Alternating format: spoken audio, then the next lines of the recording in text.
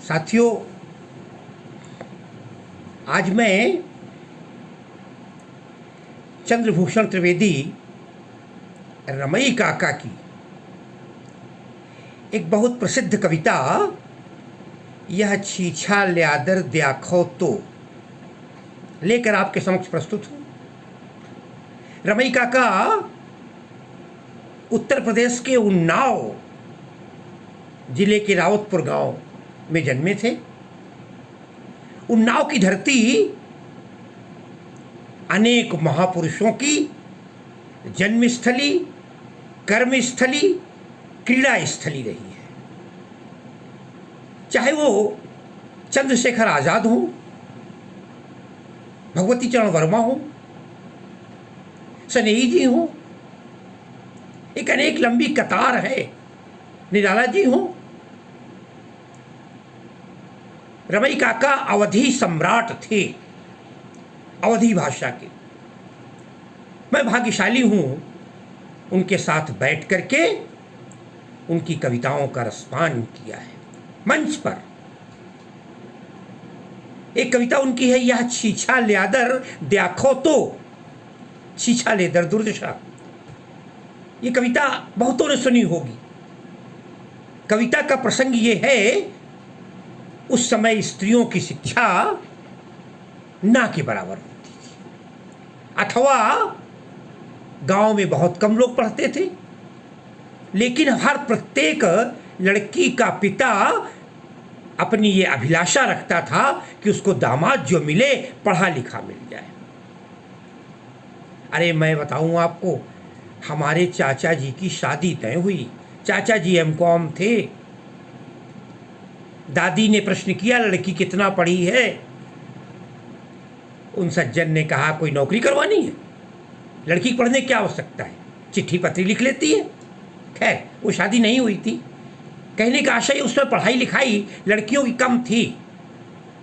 और जब कोई ऐसा अनमेल विवाह हो जाता था जहां पर लड़का पढ़ा लिखा है और लड़की पढ़ी लिखी नहीं है, तब एक समस्या बन जाती थी और कितनी छीछा लेदर होती थी। वो रमई काका की कविता है।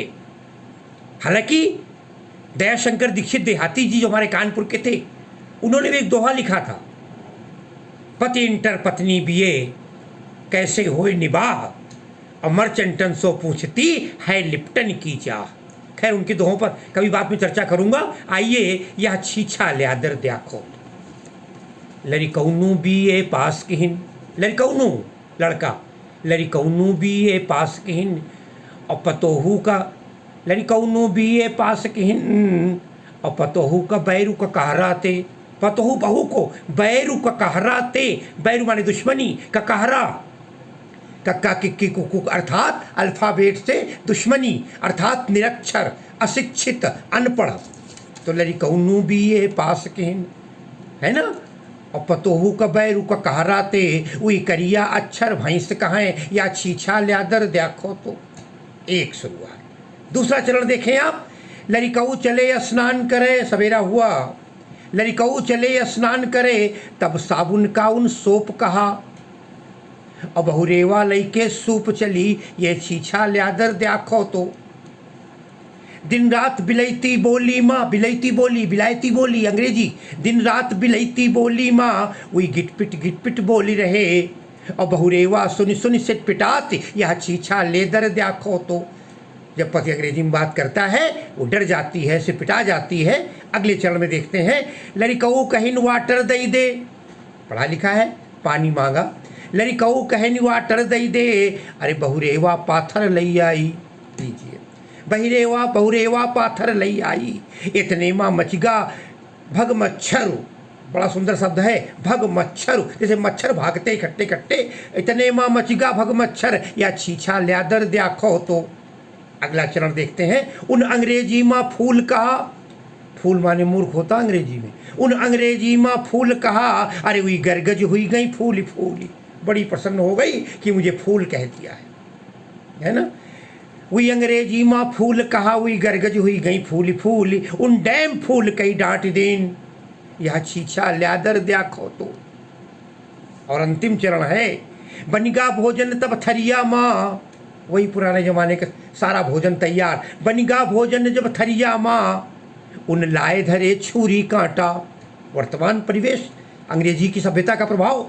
बनिगा भोजन जब थरिया माँ, उन लाए धरे छुरी काटा। अडर भाग बहुरिया चौकाते, यह छीछा ल्यादर द्याखो तो।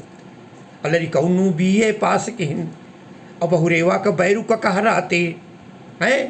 तो ये इसकी कविता थी जिसे आपने सुनी। अच्छी लगे शेयर करें, लाइक करें और अन्य कविताओं के लिए मांग करें। इन्हीं शब्दों के साथ मैं आज की अपनी इस वक्तव्यता का विराम देता हूँ। बहुत बहुत धन्यवाद, बहुत बहुत धन्यवाद, बहुत बहुत धन्यवाद।